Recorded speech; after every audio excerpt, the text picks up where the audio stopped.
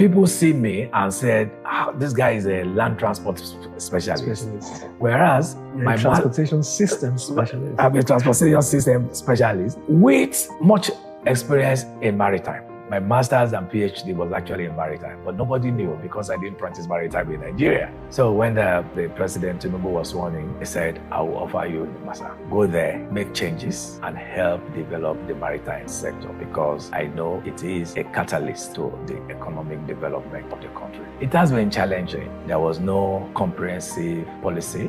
When I came in, the initial vision for the agency is to become the leading maritime authority. And I looked at the potential that Nigeria has. I brought together all the team and I told them that we need to look beyond Africa. We should be one of the leading maritime nations in the world. And everybody agreed. And that is what we want to work towards.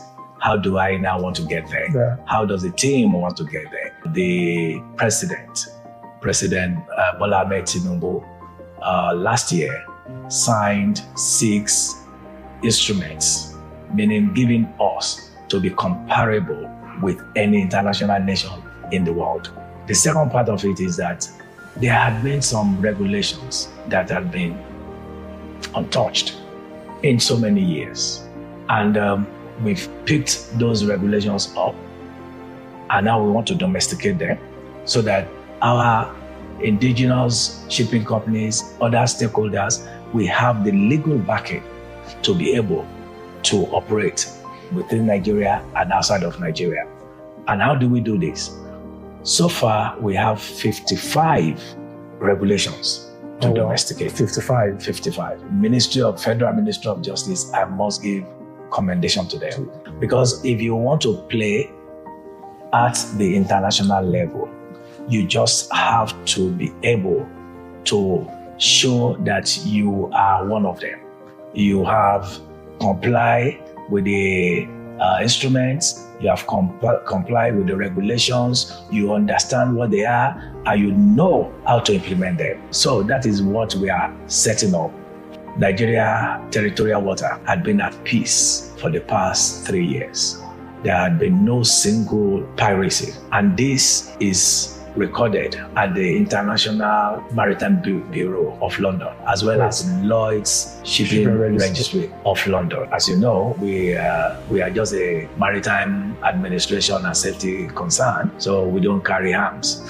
But with the combination of the Navy, the Air Force, DSS, and NDLEA, all of them are working with us. At some point, we are going to start using more technology.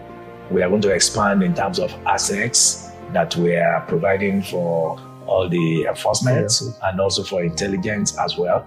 Between the agency and the Ministry of Marine and Blue Economy, there is that synergy of ensuring and making sure that we turn the maritime space into economic driver for diversification of the economy for Nigeria. We developed a scheme called National Development Program for Seafarers, whereby we want to train seafarers and get them to be able to go and compete internationally, and then they will repatriate their revenue, their income back to the nation.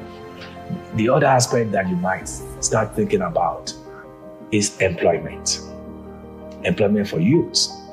Another area that has been totally untapped is underwater mining. CVFF has been in place for the past 20 years, but it has not been tapped. It has not been used. Reason being, there was no political will to do it.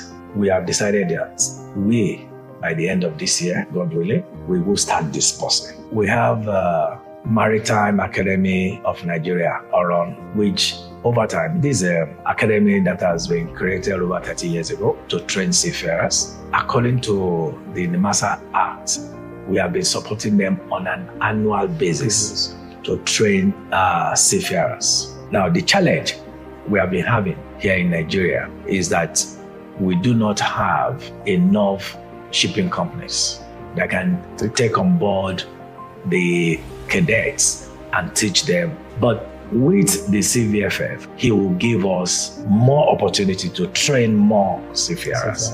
The U.S. Coast Guard went on inspection of all our ports, and they came back and said Nigerian ports, jetties, creeks, and everything that they inspected have given them a summary to say that Nigeria inland waterways, coastal waterways is now one of the safest in the whole world. Now, talking of marine and blue economy in itself, 71% of the world today is covered by water.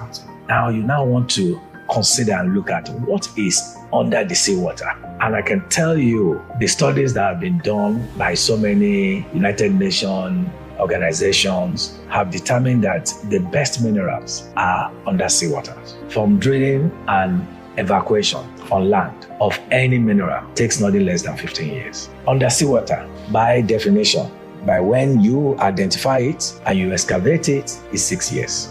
Difference of 9 years, and yet it's been left untapped. But in the process, we also have to be mindful of the environmental ecosystem. Number two, let me not be specific to Nigeria. The best prawns in the world, they are in Nigeria waters. And we have called the Nigeria waters. So it's just a matter of being focused with strategies, with visions and plans and implementation. We would benefit and we would be feeding the whole world.